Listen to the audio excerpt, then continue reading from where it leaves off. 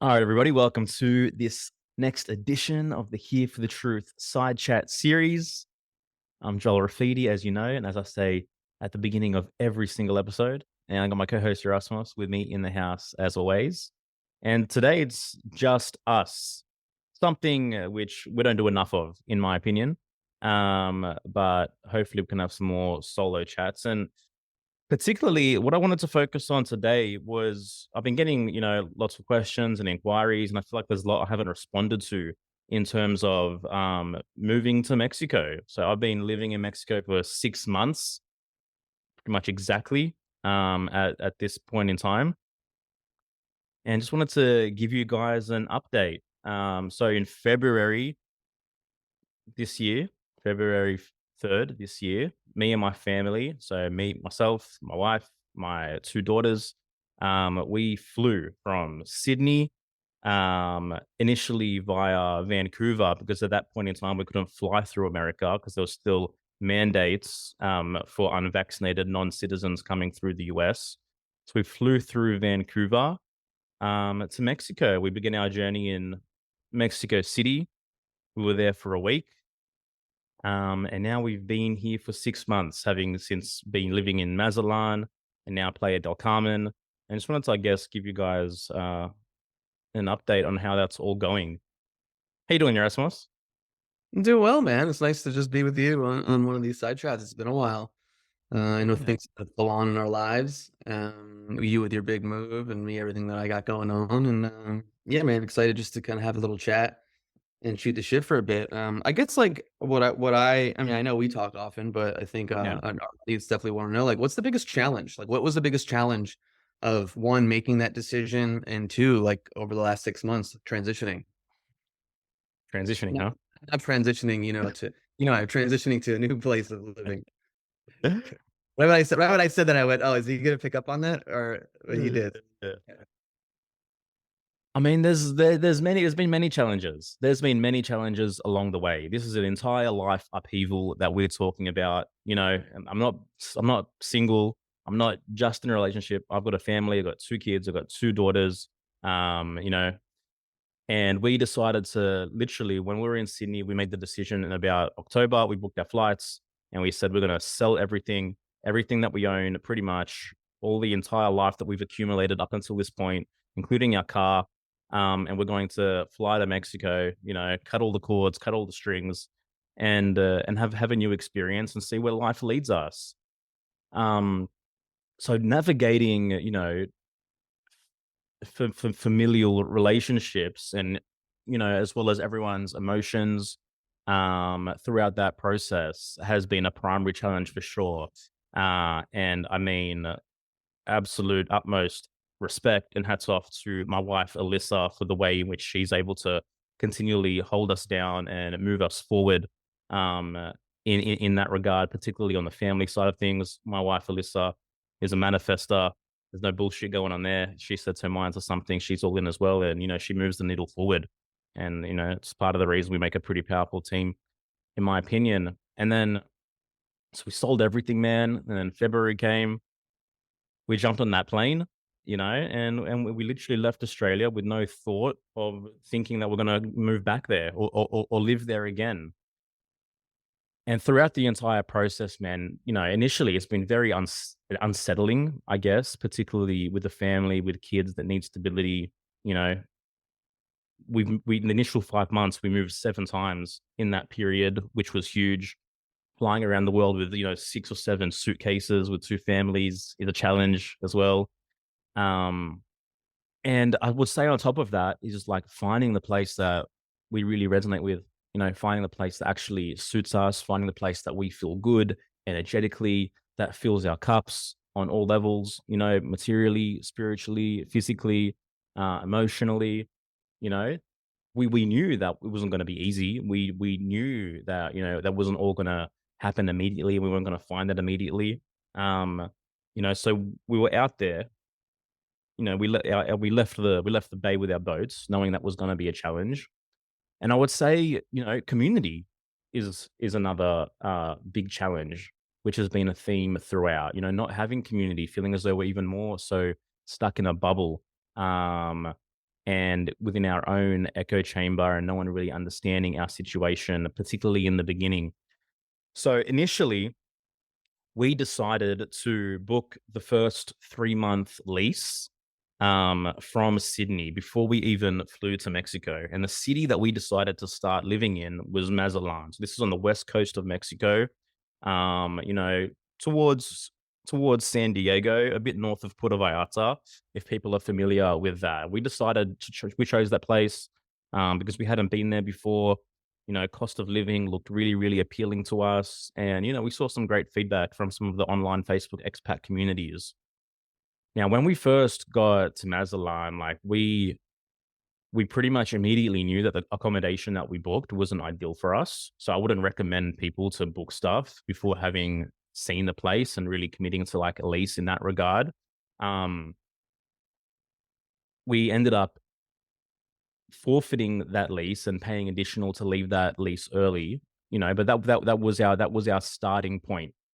Now, what I would say about Mazatlan is that if you're a family, that's not the place to go to at all. The expat community there is extremely old. I'm talking about like 70, 80 plus Americans, Canadians, pretty much just wanting to, you know, drink and live out whatever, you know, their retirement dreams are at the pub. And it's very, very, very authentic Mexican as well. So, you know, that might be some people's vibe. For us, it wasn't. We were looking for a bit more of an international community, a bit more of a younger vibe where there are young families as well, trying to navigate life in the same way that we were. So within 2 months, we made the choice to bounce at a Mazatlan and try somewhere new. Um, There was some positives about Mazatlan, you know, in terms of the historical zone of the city is quite beautiful. You know, the observatory, the cliffs. As a tourist, I would recommend it. But in terms of living there, you know, it wasn't my vibe personally. But we met for the first time in Mazatlan, bro. I was about to say, man, that's the first time we met back in April, where Sophie and I, my wife, we flew down and hung out. It was incredible. It was pretty surreal the first couple days because when you spend 2 years or so looking at someone in a box on Zoom and then see them in person and hug them and hang out with them, you're like, what the fuck? This is wild. But we had such an amazing time. Love Bro, it was meeting him. trippy. It was trippy as fuck, bro. It It was was true. trippy as all hell seeing It you that it first time. Yeah, it took me a couple days, literally, like a couple days to actually settle in and realize that we were in the same place and that we were meeting for the first time. Yeah. But then, we spent about 4 or 5 days together and it was great. And then, of course, you ended up coming to visit me in Topanga here and spending a couple weeks with us whenever that was. June, I think. Yeah, June. Yeah, your junior birthday. Yeah, man, that was wild. You know, just all of a sudden going from this to then like your energy there in person and you being there in person. I remember just like every like someone would just look at each other and be like, "What the hell?" You know, Yeah, like this yeah. is insane. I mean, how Um, the reality is, how often does that happen? How often do you meet someone online and then align to such a degree that then you're going to start an entrepreneurial journey together? yeah. Um, I don't think it happens super often, I could be wrong. And then like I mean, the, and then go from it being in online to then actually meeting a couple years later and then yeah. continuing it. I could imagine some people like meet in person and then they're just like, yeah, I don't know. I don't know if this is gonna work anymore. Yeah, yeah, yeah, totally. If anyone wants to see the footage of us meeting for the first time, it's on our Instagram page. Pinned up the top. You can check that out. Um, yeah, it was fun. It was fun. Um, yeah. So What inspired the move to, because you're in Playa del Carmen now? Was it just all the things you mentioned? You were like, it just wasn't feeling right. You didn't have community and you yeah. wanted to change. Yeah, I'm in Playa del Carmen now. So, you know, in Mazatlan, yeah, and energetically, things didn't feel right. Our surroundings, we didn't really vibe with. And we visited Playa del Carmen in 2016, my wife and I, and we loved it when we first came here. We fell in love with Mexico through visiting Playa del Carmen. And, you know, we didn't choose it initially because we're like, you know, what else is out there? What's on the West Coast? As opposed to, you know, we're in Playa del Carmen. This is the Caribbean. Mazatlan's on the Pacific Ocean. This is on the Caribbean Sea, you know, in the Yucatan region, the Riviera Maya. Um, so, you know, we knew that we had a history of liking this place. So, you know, we decided to come here. And we absolutely love being in Playa. You know, to me, this is a very energetically high vibing place, very international community, lots of, like minded young families who share the same values as us. And the signs that this has been the right place for us, have been astronomical since being here. um, even the first night we were here, the very first night in Playa del Carmen, we had dinner, and then next to us there was just, a family that started talking to us, and we ended up being on the same page about many things. Um, the food here is really good, really nice international cuisine, whereas in Mazatlan, again, it was more authentic Mexican only. If you're into that. Also, the language barrier, in Mazatlan was a lot more difficult. Here, English really isn't a problem for most people. And man, just being on the Caribbean Sea is so, so, so beautiful, man. My kids, they absolutely love it. My 4-year-old Valley, like, she learned to swim within, the first 2 weeks of being here without, really having swum, to any extensive degree before. Now she swims by herself, self-taught pretty much. Um, and yeah, it just feels really good, man. The lifestyle is definitely conducive to, who we are and, the kind of things that we're trying to create. And it's interesting. So to me, like, we're living in the prime real estate section of Playa del Carmen. In terms of cost of living, I wouldn't say that it's that much different, to be honest with you, from Sydney in terms of, rentals. Mazatlan is definitely cheaper, definitely much more affordable in that regard, but there are, some losses there. So from a rental perspective, like, the cost of living is quite similar. When it comes to restaurants and eating out, I would say it's definitely significantly cheaper. Um, so when we first started here, we were in a condo, and then we left to visit you in Topanga, California, and then we came back to the same complex, but we moved into a different condo. And the first day we came back, so I was chilling in the pool with my fam, and then this Canadian guy, comes up to me, and, like, within 45 seconds, we, literally went from, "Where are you from?"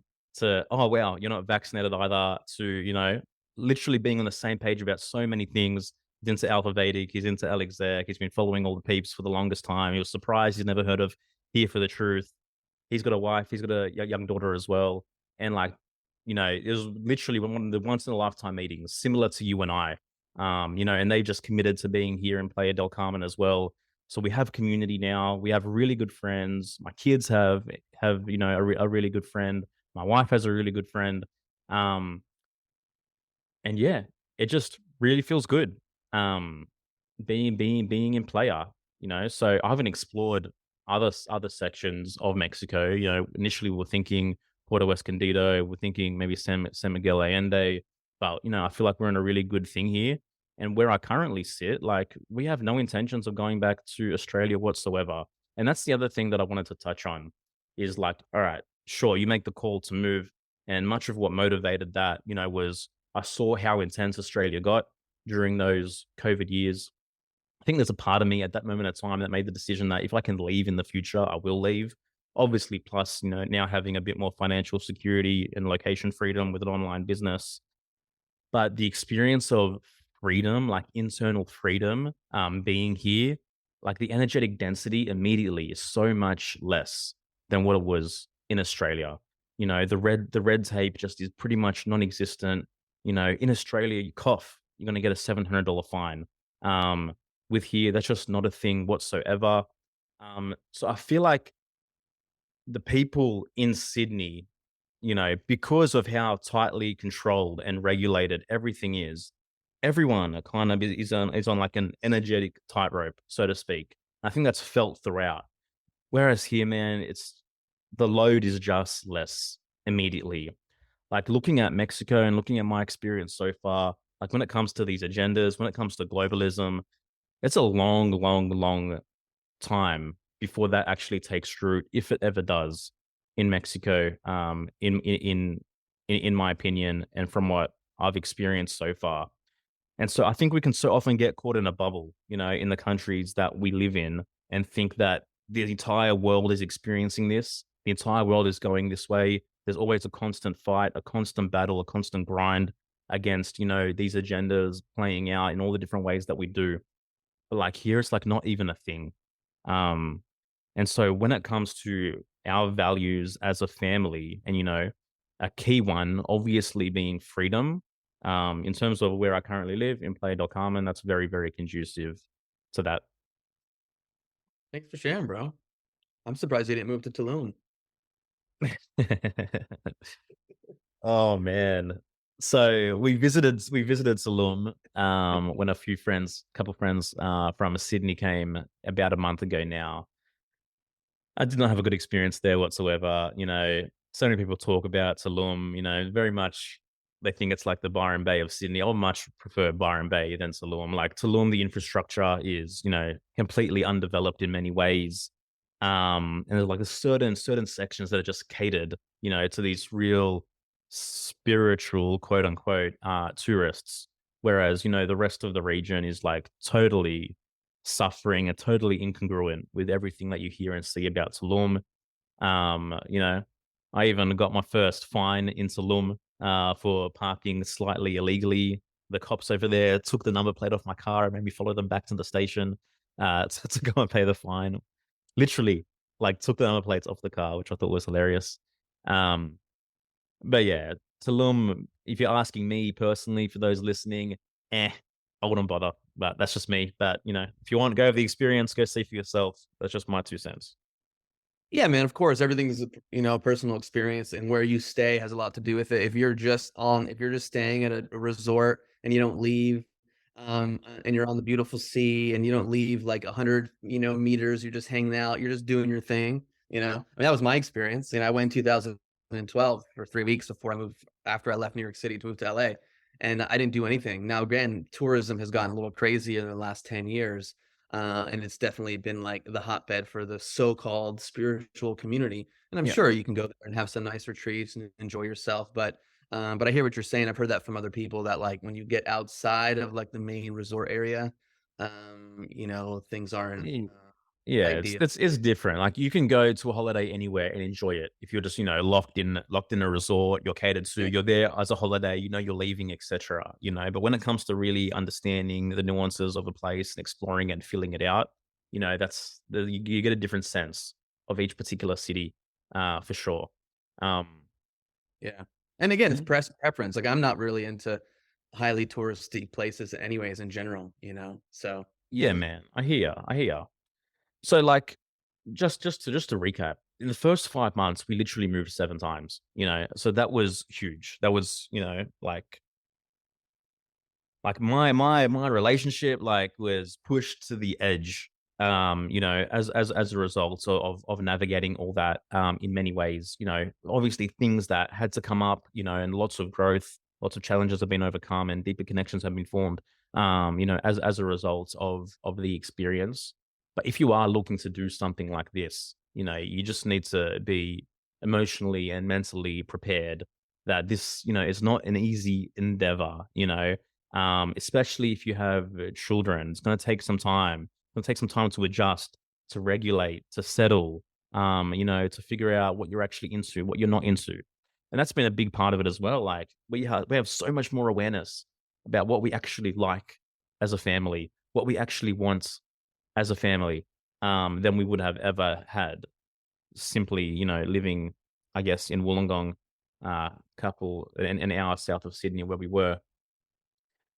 And so, yeah, yeah, man, we're currently here in Playa. We were locked into a 6 month lease roughly from this point in time. So it's felt good just to settle, to soak in, to get in a deeper workflow, and to have some regulation and begin to, know ourselves and heal on a deeper level. All in all, you know, I don't know, just from what I sense and from what I gather and from the conversations that I have, with friends still in Australia and Sydney, and New South Wales, I just think, the totalitarian march will continue, to whatever extent it does. Um, sure, you can be there, for the fight, you can withstand it, you can feel it, you can hold the fort down. as much as you like. You know, we're not all walking the same path whatsoever. But I really value my life.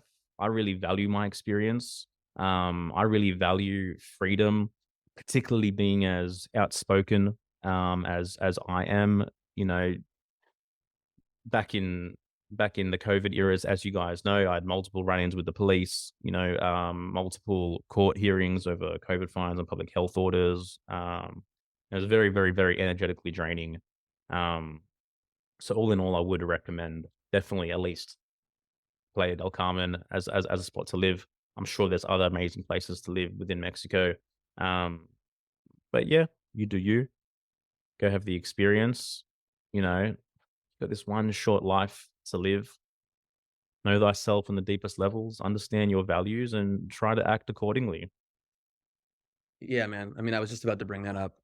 You have to know what you value first and foremost before you move to another place. Or, like you said, like you figure out what you want when you realize what you don't want. And so you go to a place, you go to have a new experience, and you go, well, you know what? This isn't what I really wanted. And then you pivot and then you adjust. And I wanted to go back to something, It's the authentic path, man. That's yeah, how this whole podcast started. Like, yeah, exactly.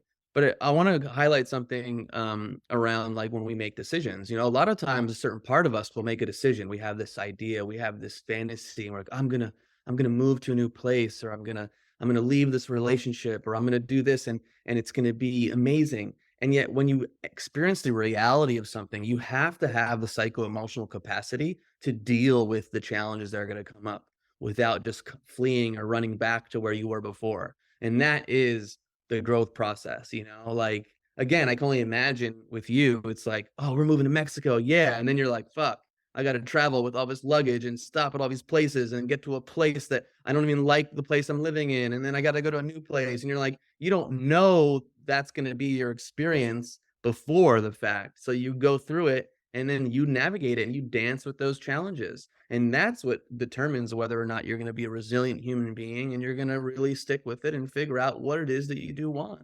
You know, and I yeah, think a lot man. of people like quit during that process, you know. Oh, They bro. quit. They go, "Oh, I made a decision, but oh, this doesn't feel good. Bye."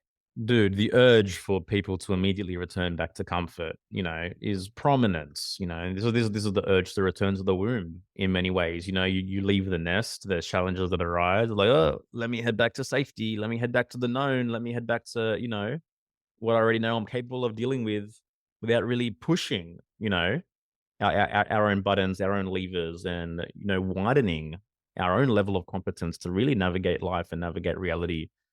And again, for me, it's like, what was I gonna do?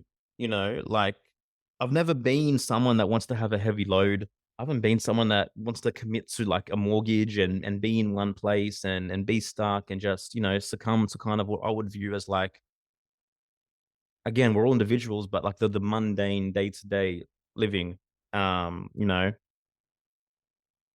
And so, yeah, Mexico just felt right, and here we are, and it feels like we're turning a corner, and, you know, things are starting to feel really good.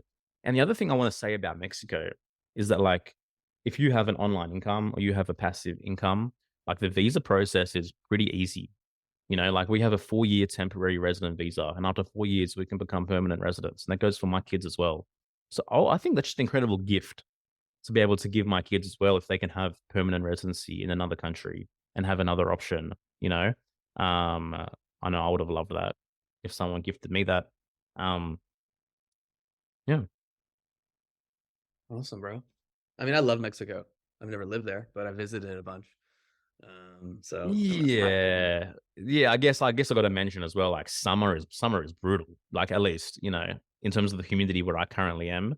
You know, I'm talking like 35 degrees from 9 AM if you're outside, you know? So, summer can be He's extreme. talking Celsius for Celsius. Americans, just so you Celsius, know. Celsius. I don't know what that is, translates to maybe 100 or something Yeah, Fahrenheit. 90. Yeah, 90. Um, but for me, it's turning out to be a very small price to pay in terms of, you know, the benefits that we've experienced being here. Yeah. What are you most excited about?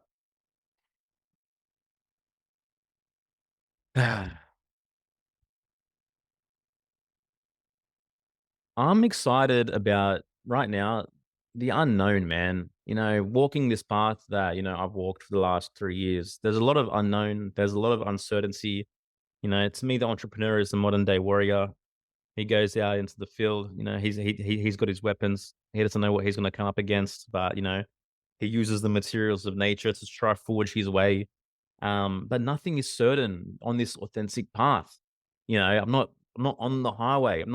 I don't know everything that's going to unfold in my future, as most people have a preconceived idea of in that box. So the unknown definitely excites me. Um, I'm excited of, figuring out a way to really put some roots in the ground here, to be honest with you, at the moment. And start to really create, um, you know, proper foundations and proper connections and, continue to figure out how best to ideally live according to my values and according to who I am as a unique human being. And yeah, man, decided to keep wielding the sword, bro. What can I say? Yeah. I want to ask you this question because different peoples in that's the so-called truth community or people that have left um their countries, let's say Canada or Australia, that have ended up in Mexico. They Yeah. talk about how the fact like the cartels like have a big influence uh in the country, Mhm. in the government, and then that could be a reason why like globalism hasn't taken foot to the degree that it has. Obviously, infrastructure isn't the same maybe in other countries for that to happen. But I'm curious if you have any thoughts or ideas on that. If there's any truth to it, it could just be speculation, but I would love to hear your personal thoughts on that. Yeah, I guess this is a big topic which we haven't touched on because many of the main concerns around Mexico's safety, right? And that was what we got projected on heavily when we first made our decisions. Oh, you're going to be safe. You're going to be safe. Constant fear mongering news articles being sent to me. Um, in my entire experience in Mexico, in every single place that I've lived, not once have I felt unsafe at any given point in time. Um, you know, my family constitutes of 3 women. They're out there by themselves, living their lives as well at times without me, and they don't feel unsafe either. So I definitely want to nip that one in the bud in terms of the places that I live. No doubt there's parts of Mexico that are unsafe. I'm not saying there's not, but in terms of, I guess the main populous areas where people live, where people visit, um, it's safe in my experience. In terms Well, of what yeah, yeah. let's say, from a financial standpoint, you want it to be safe so you don't turn off tourism. As all the other areas, in Mexico that aren't highly tourist areas, okay, sure, they got what they have going on. We've read the stories, we've read the books, etc. Yeah. But tourism, money, making money is the name of the game. Yeah, man. Dude, like, the incentives in Playa del Carmen to keep this place safe, to keep it clean, to keep it popping are very, very high. I see, the locals, work very, very hard to maintain this city in particular. Constantly cleaning the beaches, constantly sweeping the streets. So yeah, I totally agree with you. In terms of what you mentioned previously in regards to the cartel potentially keeping globalism at bay, I do think that there's some truth to that. I definitely do. One of the truth seekers who I guess was on our previous side chat, Laura Bolton, she's lived here for 3 years or something, I believe. So she was here when COVID started, even, and she's saying that lockdowns were only 3 months from March 2020, and then everything reopened again. And she was saying because the cartel wouldn't allow, you know, the shops to be closed for that long. Um, so from what I understand and from what I gather, I believe there is definitely some truth to that. You know, just the globalist agenda, there's no doubt, does not have the same amount of pull here that it has in, other countries, other deeply westernized countries. To me, that's just a reality. The cartel may play a factor in that. To what extent, I don't completely know. But yeah, I think there's some validity to that. Yeah, definitely interesting to speculate on for sure. Yeah. Awesome, bro. Hmm. I like when our side chats, we should just interview each other, once in a while, just. Totally, bro. So, how was your trip in Mexico, Joel? Tell us about your major rites of passage during your trip. The hero's journey. Yeah. What's your Take your time, favorite bro. fruit? What's your favorite fruit? My favorite fruits. Yeah, you're in Mexico. There's a lot of fruit to eat. What's your Bro, the fruit is delicious in Mexico. The fruit is very, very fresh and very delicious in terms of finding like organic, grass-fed meat. That's a little bit more difficult, which is another disclaimer that I would add. I all love right, bro? Your favorite fruit, bro? What's your favorite love fruit? pineapple, bro. I love pineapple, man. Pineapple, mango, watermelon. That's the holy trinity of fruit, for me, bro. The Yeah, drinks here are amazing, man. The combos that they make, the agua frutas, different smoothies. The food options are delicious and incredibly cheap, man. Like, bro, I can go have an awesome meal with my family and feed everyone, a family of four, for like 40 Australian dollars. Like Jesus. on some level it makes more sense to eat out every single day at least once. It's Yeah. like it's like breakfast in Topanga. Oh my goodness, bro. Dude, Breakfast insane. in Topanga at another $100. Yeah, American. Yeah, You did. that's right. It's insane. Uh, yeah. But yeah, watermelon's was like one of my favorites too. And recently, I've been addicted to just taking a watermelon and throwing it in my Vitamix and just having pure watermelon juice and just drinking it throughout the day. Do you add ice to that, or is it like a really cold watermelon? I keep it in the fridge. So Oh, like cool, cool, cool. I literally just take the watermelon, throw it in the Vitamix, blend it, use a funnel, pour it in here, put it in the fridge. Yeah. Nice, man. There was something on my mind which I wanted to bring up, but it may have evaded me at this point in time. All right. Well, we got a little bit of an update into your life. Obviously, most people that follow the podcast or connect with you on Instagram know that you made this huge decision to move with your whole family. Which Mm. again, much respect to you, man. Again, it's one thing to be like a digital nomad that's single or even in a relationship, like you mentioned before, but to do all this with like a 4-year-old and a 2-year-old, and that's not easy. So again, I also want to piggyback on what you said before, and much respect to Alyssa. I'm sure it's a lot. She's got to carry a big Right. load, super Yeah. super stressful for her. Yeah. And so yeah, much respect on that end. Totally, man. Totally. And that you reminded me of what I wanted to say before, which was, having a good support network and having, real, genuine friends that can hold space for you along this process is vital if you're going to undertake something like this, particularly because you're probably not going to meet, you know, awesome friends and community immediately. So having like, a network to lean on and to share experiences with is vital. And bro, like obviously, I'm pinpointing to you in many regards in me saying that, like your support throughout this process has been fucking huge, man. Um, so yeah, Yeah, man, of course. And the thing is too, obviously we want to have community in person. There's something that's you can't really replace that. But the next best thing is really connecting with like-minded people through social media platforms, through being online. And it's something that, obviously we met that way, and it's something that we've wanted to continue to cultivate with our Friends of the Truth um membership program, where we got amazing human beings from all around the world that have been that are connecting, that we have each other to lean on. Like the conversations in Telegram get really vulnerable. People share things that they're going through and that they're being challenged with, and to have people to hold space for you. Maybe you don't have it to the degree that you want in person, but until then, you yeah, need community. It's so important. yeah, man. I'm glad you brought up Friends of the Truth. It's just such an amazing community of individuals, man, who just they keep it real, they keep it sincere.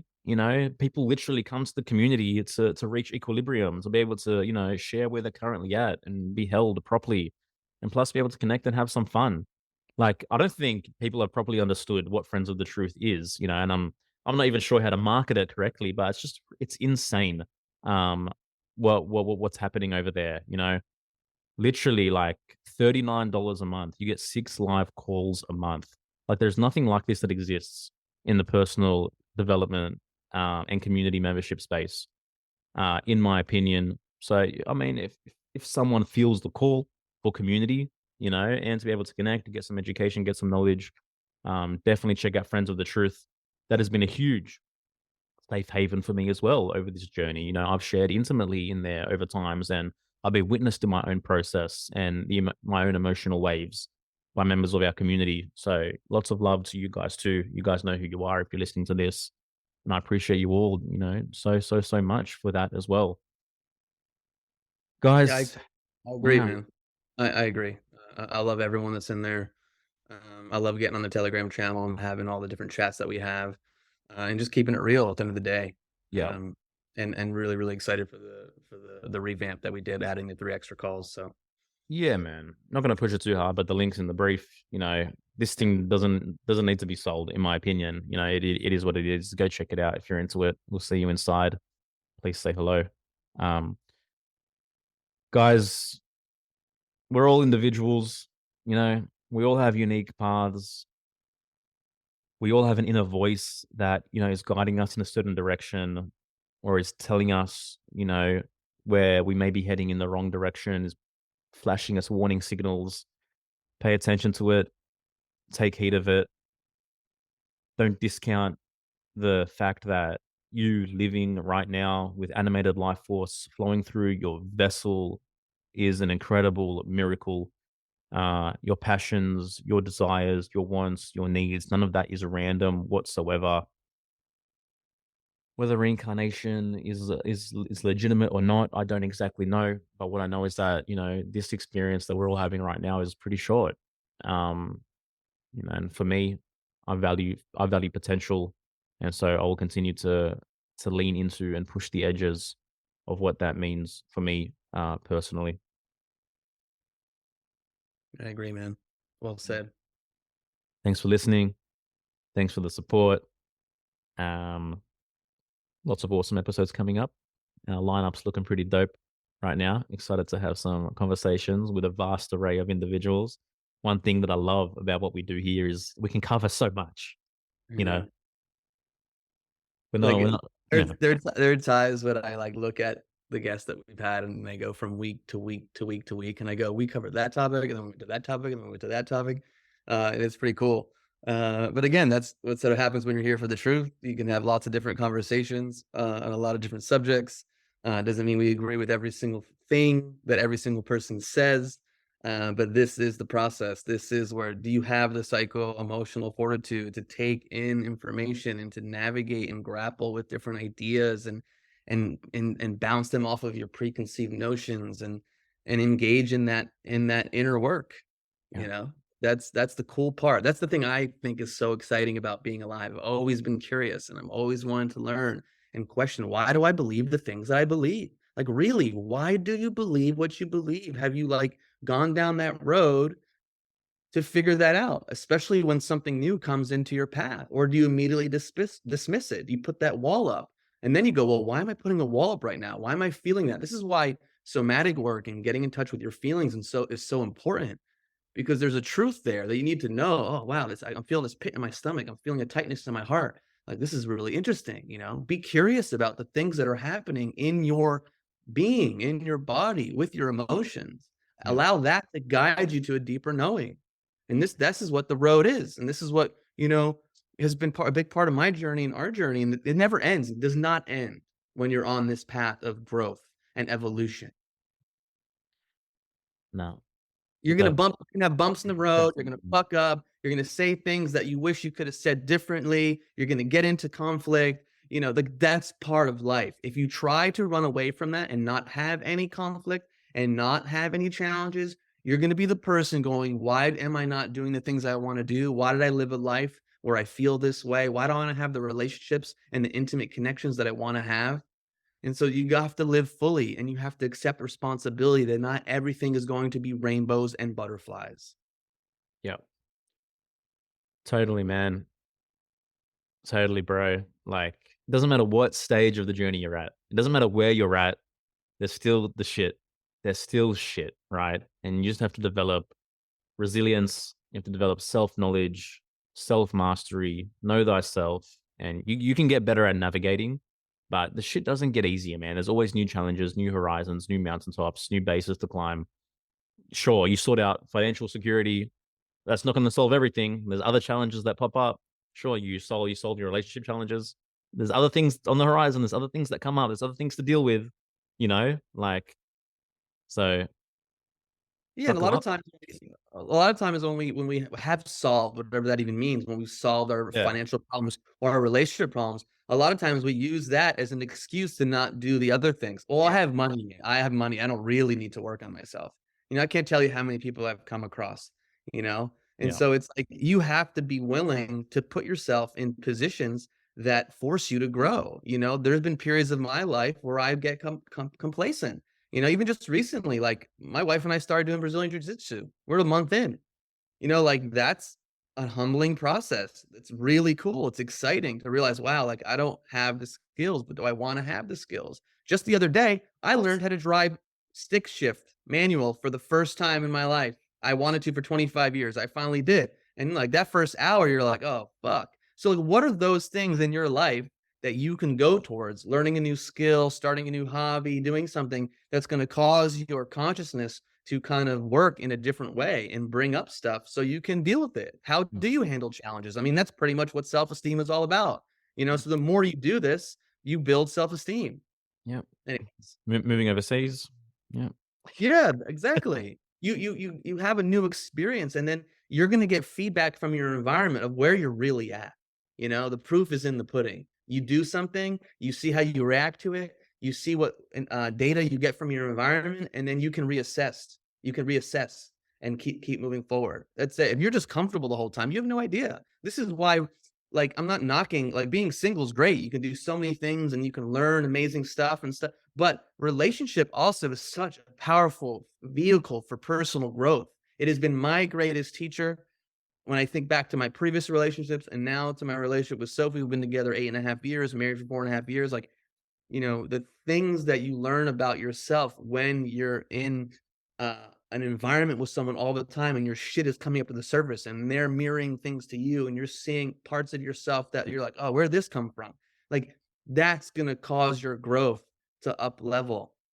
And so again, like, put yourself into challenging positions Yeah. in situations. Obviously be safe, but see what happens. Yeah. And deal with the vulnerability too of like not knowing, of like, oh man, like I'm not good at this thing. Like I just started playing an instrument. I'm not good at this. I just started a new activity. I'm not good at this.